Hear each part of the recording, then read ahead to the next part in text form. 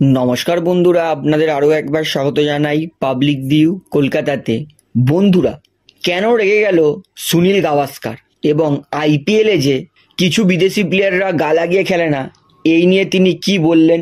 কেকেআরের মালিক শাহরুখ খান তিনি গৌতম গম্ভীরকে কি দিব্যি দিয়ে গেলেন সেটাও জানাবো। এবং এবছর রাসেল তার নতুন ব্রহ্মাস্ত্র কি, এই নিয়ে কি বলছে রাসেল, আজকের এই ভিডিওতে এই সমস্ত বিষয় বিস্তারিত আলোচনা করার আছে। তাই অনুরোধ করবো ভিডিওটা শেষ পর্যন্ত দেখবেন এবং ভিডিওটি শুরু করার আগে একটা ছোট্ট অনুরোধ করে রাখবো, যেহেতু এইখানে আপনারা সমস্ত খেলার আপডেট পেয়ে যাবেন, তাই অবশ্যই পাবলিক ভিউ কলকাতা চ্যানেলটিকে সাবস্ক্রাইব করে বেল আইকন প্রেস করে অল করে রাখবেন। তাহলে বন্ধুরা, সবার প্রথমে বলি কি বলল সুনীল গাভাস্কার রেগে গিয়ে।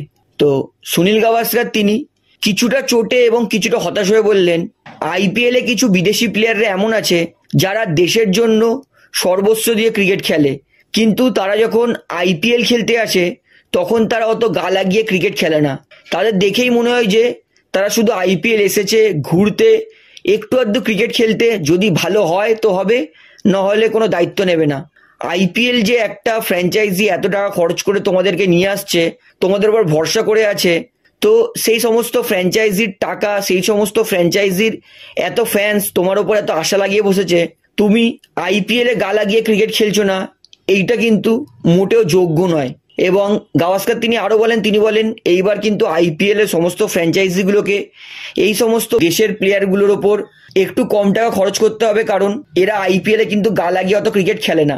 তো সুনীল গাভাস্কার তিনি কিন্তু 100% সঠিক কথা বলেছেন, তার এই কথায় কিন্তু আমি পুরোপুরি একমত। তবে তিনি কিন্তু কারোর নাম নেননি, তবে তিনি নাম না নিলেও আমরা বুঝতে পারি কিন্তু কোন দেশের খেলোয়াড়ের কথা বলেছে সুনীল গাভাস্কার। তো আপনার কি মনে হয় কোন দেশের খেলোয়াড়দের কথা বলেছে সুনীল গাভাস্কার, সেটা আমাকে কমেন্টে জানান। তো বন্ধুরা, এইবারে শুনুন শাহরুখ খান কি দিব্যি দিয়ে গেল। আইপিএল এর প্রথম ম্যাচ কেকেআর দলের খেলা দেখতে এসেছিল শাহরুখ খান। তবে আমরা সবাই জানি শাহরুখ তিনি কিন্তু এখন আর আইপিএল এ প্রত্যেক ম্যাচ দেখতে আসে না, তিনি মাঝে মাঝেই একটা দুটো ম্যাচ দেখতে আসেন।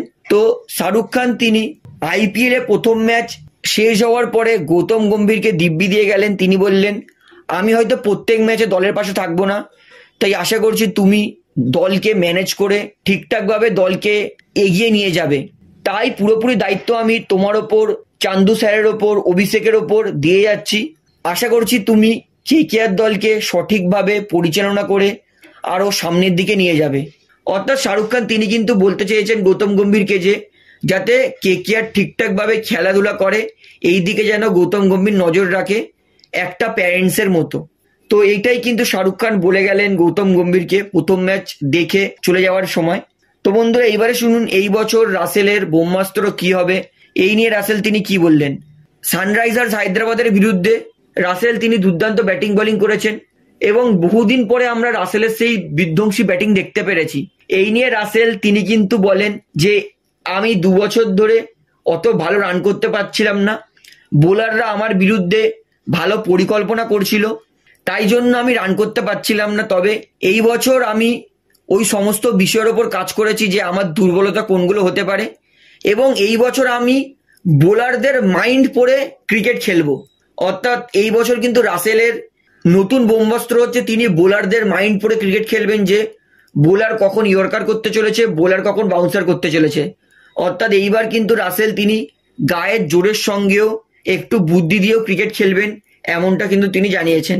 অর্থাৎ এই বছর কিন্তু রাসেলের ব্রহ্মাস্ত্র হতে পারে রাসেলের বুদ্ধিযুক্ত ক্রিকেট। যেমন আমরা দেখেছি MS ধোনি তিনি কিন্তু বুদ্ধি দিয়ে ক্রিকেট খেলেন, বিরাট কোহলি তিনিও কিন্তু বুদ্ধি দিয়ে ক্রিকেট খেলে ম্যাচ জেতান। তাই এইবার কিন্তু রাসেল তিনিও সেটাই করবেন, বুদ্ধি দিয়ে ক্রিকেট খেলবেন কেকেআর এর জন্য। তো আশা করবো রাসেল এই বছর কেকেআর এর জন্য ভালো খেলবে, বেশি বেশি রান করবে। তো এটাই বলেছে রাসেল। তো আপনার কি মনে হয় এবছর রাসেল কি পারবে কেকেআর এর জন্য রান করতে, সেটা আমাকে অবশ্যই কমেন্টে জানাবেন। তাহলে বন্ধুরা, আজকের এই ভিডিওটিতে আমার আপনাদেরকে এতটাই বলার ছিল। তো আশা করি ভিডিওটি আপনার ভালো লাগলো। তো ভিডিওটি ভালো লাগলে অবশ্যই লাইক করুন, কমেন্ট করুন, শেয়ার করুন, এবং বন্ধুরা চ্যানেলটি যারা নতুন আছেন সবাইকে একটা অনুরোধ করবো, তারা অবশ্যই পাবলিক ভিউ কলকাতা এই চ্যানেলটিকে সাবস্ক্রাইব করে বেল আইকন প্রেস করে অল করে রাখবেন। ধন্যবাদ।